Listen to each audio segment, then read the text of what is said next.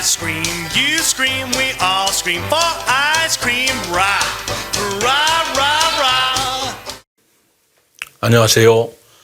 날씨가 추워져서 겨울이 초입에 들어섰습니다. 이맘때쯤이면 집집마다 김장으로 분주하기 마련이죠. 김장철에 김장을 하는 것은 겨울 채비 첫걸음입니다. 대개 입동에서 소설까지 김장을 한다고 하는데요. 올해로 말하자면 11월 7일이 입동이고 22일이 소설이니까 요즘이 딱 김장철인 것 같습니다. 예전에 우리 어머니들은 겨울이 다가오는데 김장을 하지 않고 장작이나 연탄을 들여놓지 않고서는 잠을 이룰 수가 없었죠. 겨울 내내 먹어야 할 김치와 연료를 마련하지 않고 추운 겨울을 날 수는 없으니까요. 요즘은 김장을 하지 않는 집도 꽤 많은 것 같더라고요. 김치를 파는 마트도 많고 아파트가 우리 주거 문화로 정착되고 있고 핵가족화되면서 도시에서는 예전 같은 김장 모습은 많이 없어지는 것도 같습니다. 예전에 김장철이 되면 대단했죠. 배추나 젓갈을 파는 김장 시장이 열리고 김장날이면 온 가족 친지들이 모여서 서로 품앗이로 김장을 해주고 잔치 분위기로 즐겼습니다. 11월이면 김장하라고 김장 보너스가 나오기도 했죠. 지금도 지역마다 봉사단체에서 김장을 담가 외로운 이웃이나 가정에게 김치를 배달해주곤 합니다. 우리의 따뜻하고 정겨운 민풍양속입니다.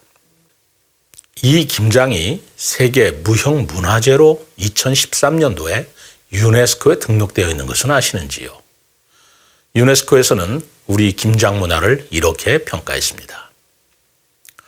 일상생활 속에서 세대를 거쳐 내려온 김장은 한국인들에게는 이웃 간 나눔의 정신을 실천하는 한편 그들 사이에 연대감과 정체성, 소속감을 증대시켰다 라고 평가했죠. 한국 사람들은 해외에 사시는 분들도 김장철이면 서로 모여 김장을 한다고 합니다. 김장하는 날 온 가족이 참여하여 배추를 절이고 깍두기 무채 썰고 온몸이 양념 범벅이 되면서 힘들지만 웃고 즐기는 부산한 하루가 즐겁지 않습니까? 돼지고기 수육에 겉절이 싸서 먹는 그 맛을 잊을 수는 없지요. 유네스코에서는 이렇게 한국 사람들이 협동하고 나누며 즐기는 것을 세계적으로 보존해야 할 가치 있는 문화유산으로 보았던 것입니다.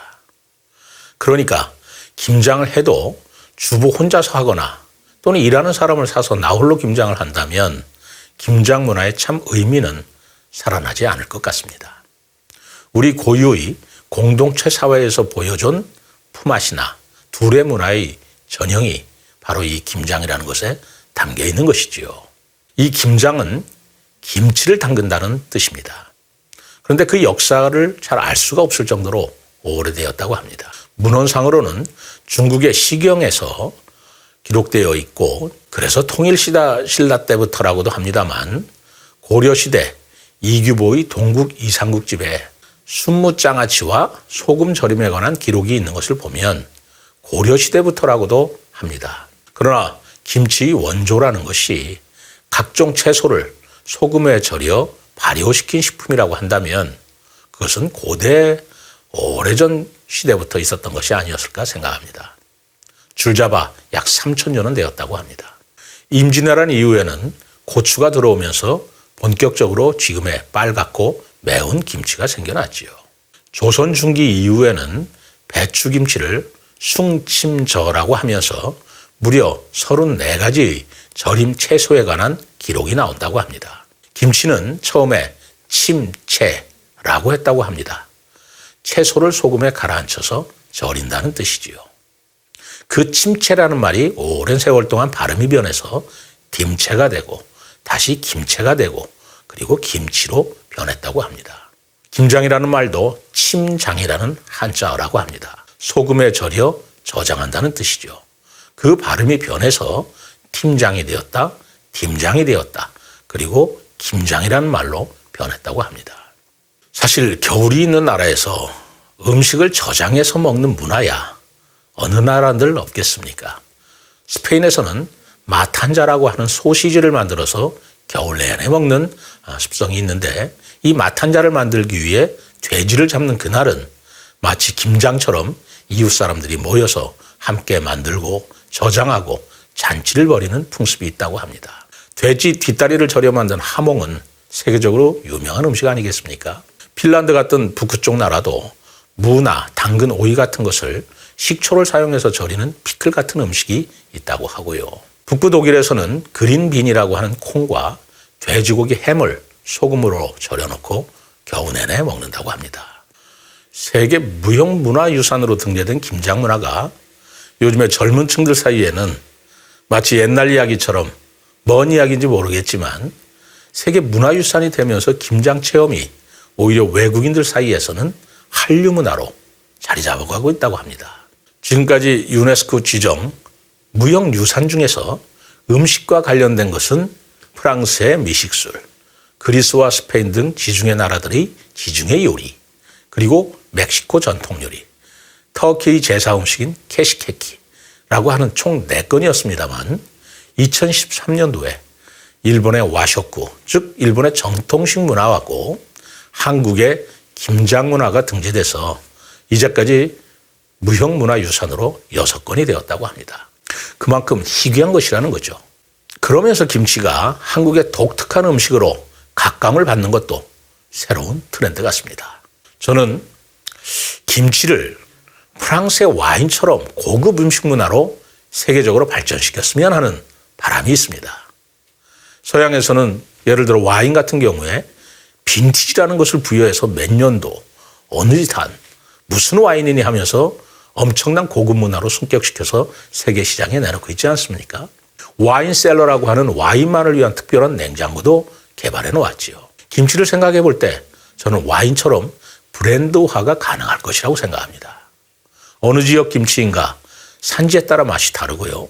젓갈을 어떻게 썼느냐가 또 맛을 좌우하지요. 또 몇 년간 숙성했느냐에 따라 그 깊은 맛도 다릅니다. 레드 와인이 있고 화이트 와인이 있듯이 김치에도 빨간 김치가 있고 백김치가 있어요. 탄산이 들어있는 스파클링 같은 와인이 있듯이 김치에도 톡 쏘는 맛에 동치미가 있죠. 외국인들에게는 한국 사람들 가정에는 냉장고가 2개 있다. 그중 하나가 김치 냉장고다 하는 사실을 대단히 신기하게 생각한다는 것을 봤습니다. 세계 김치연구소에 따르면 우리나라에는 300여 종의 김치가 있다고 합니다.